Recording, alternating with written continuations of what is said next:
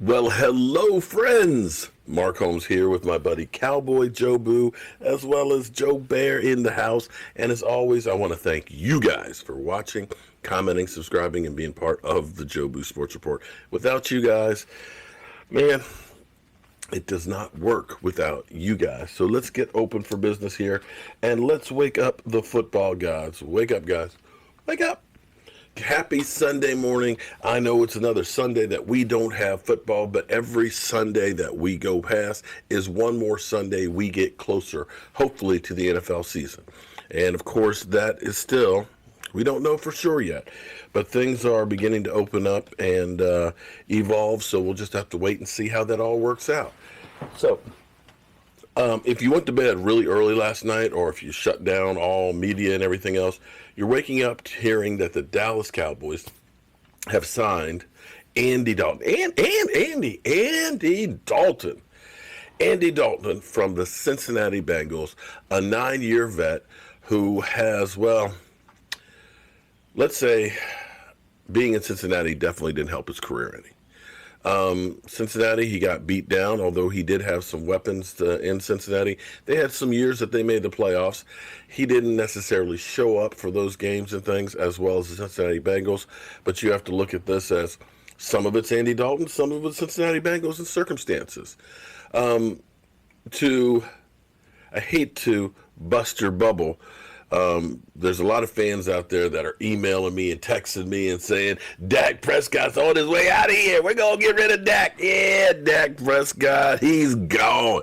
Take his ungrateful ass out of here. His greedy self out of here. That dude makes so much money doing endorsements. I'm glad he's gone. Okay, well, I want you to keep in mind that with Andy Dalton and his 9 years of being in Cincinnati, having Green to throw to, AJ Green, he had only 2 seasons where he threw for over 4,000 yards, and this being a passing offense. He had 204 TDs, 118 interceptions, so that averages out to like 11 interceptions a year and about 20 touchdown passes a year. Nothing really to write home. In only one season did he have a QBR, a rating over 100. Only 1 year. This is not a replacement for Dak Prescott. What this is the insurance policy. And right now, you have to look at the Dallas Cowboys and saying, we are trying to make a run. We are going to try and make sure we cover all our bases to the point where if we lose somebody, kind of like New England does, we are not dropping a major level. Let's be honest here. Let's take, for example, Philadelphia. Let's compare apples to apples. Philadelphia, when they won the Super Bowl, and the following year when they made the playoffs, Carson Wentz does what he does. He gets hurt. They have a veteran in Nick Foles, who was a journeyman quarterback. Let's be honest here. I know there's a statue of him out there. But let's be honest. He's a journeyman quarterback. Franchise quarterbacks don't go to Jacksonville and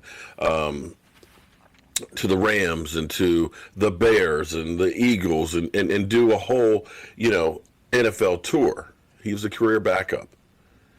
He played great in the system. And it was fortunate for you Eagles that you had that guy to step in, not once but twice.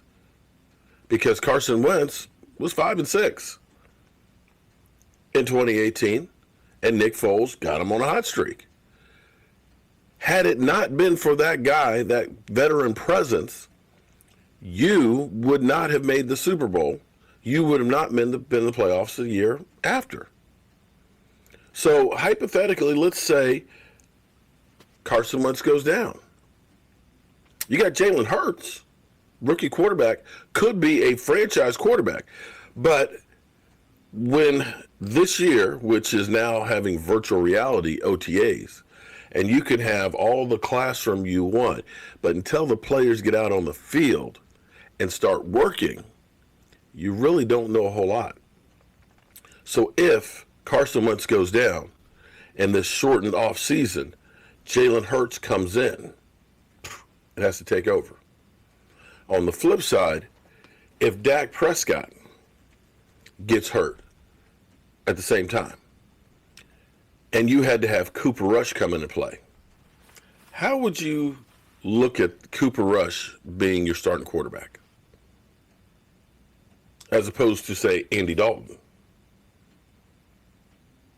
Cooper Rush, Andy Dalton. Which one of these guys would you want to take over if Dak Prescott gets hurt? Now, contrary to what you guys believe, you don't want Andy Dalton to be your starting quarterback, okay? That's not happening. The Dallas Cowboys are not turning over this team to Andy Dalton. And oh, by the way, the Dallas Cowboys have never won a Super Bowl or been to a Super Bowl with a guy that they never drafted. Just putting that out there, too. But now, you have to look at it and say, the Dallas Cowboys, as far as having quarterbacks in the house, you got to look at the Cowboys and New Orleans in the best situations there. You both have quality people, guys that have had starting experience, guys that have done things in the NFL as backups. So I don't look at this as a negative. I look at the Dallas Cowboys in their front office and say, you guys have done the most with what you've had in free agency, in the draft, and so on. Think about this for a second here. You know, as we go through and we kill the front office, I'm not so much to kill the front office for the talent that they have been able to put on the field. The reason I kill the front office is for keeping Jason Garrett on the field as long as we did.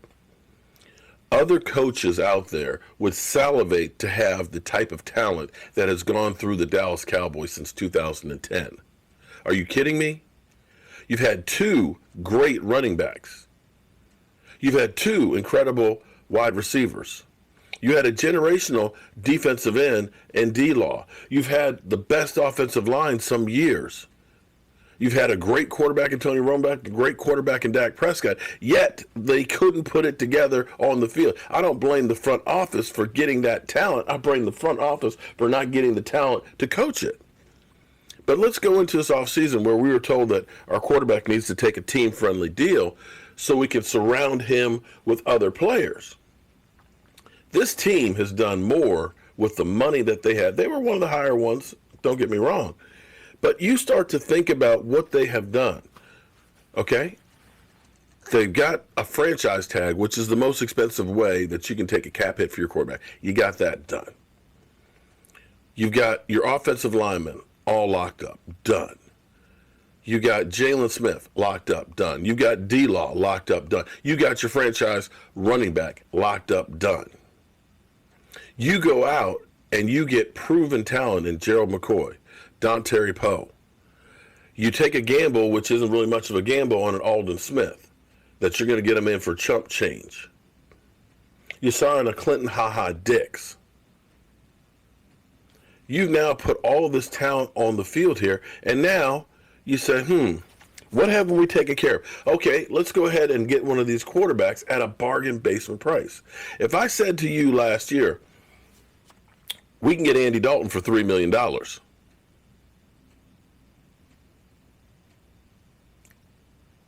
I see Mike Fisher is just putting up a video himself of what does the Dallas Cowboys do with Dak Prescott.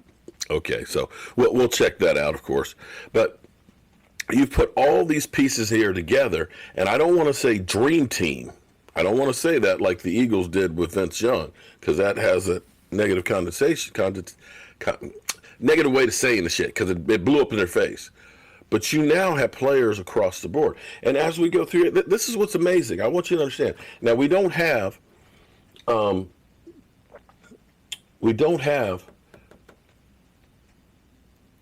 Andy Dalton's number in here yet. But the Cowboys currently have $10.5 million. Now, we still have to sign the rookies. That'll be about $5 million of the money. But as we go through, let me pull it up a little closer to see if you guys can see this. I know it's not great because it's a white background. But we got $10.5 million of cap space, right? And right now, our cap hit for Dak Prescott is 31. I know what you haters are saying. Well, why don't you just cut him and we'll say we got $31 million, man, $31 million more. Okay, yeah, okay, go ahead. Of course, D-Law is a 21 million hit. Of course, Zach Martin is a 15. Tyron Smith is a bargain at 13. Amari Cooper's number, believe it or not, is only 12 million. Now, here's the thing that a lot of you don't understand too is you end up, the reason the Cowboys went 5 years versus Dak went 4 is they can kick some more of that money down the road, because I don't think the Cowboys are finished. I think the Cowboys are like saying, listen, we're going to go all in on the season. We're going to get as much talent as possible. And there's some guys out there on the defense that could still help it. And there's going to be more as teams start letting go some of the veterans because they drafted guys. Travis Frederick. Here's the big one right here.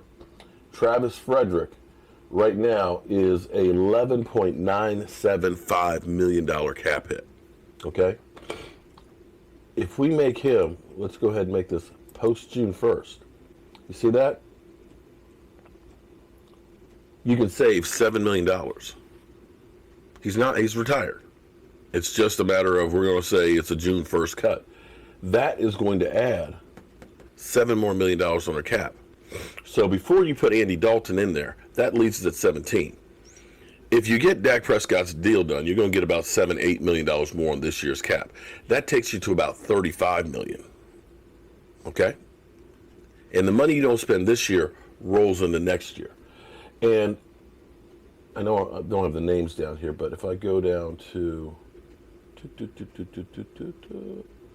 where is Cooper Rush? Cooper Rush.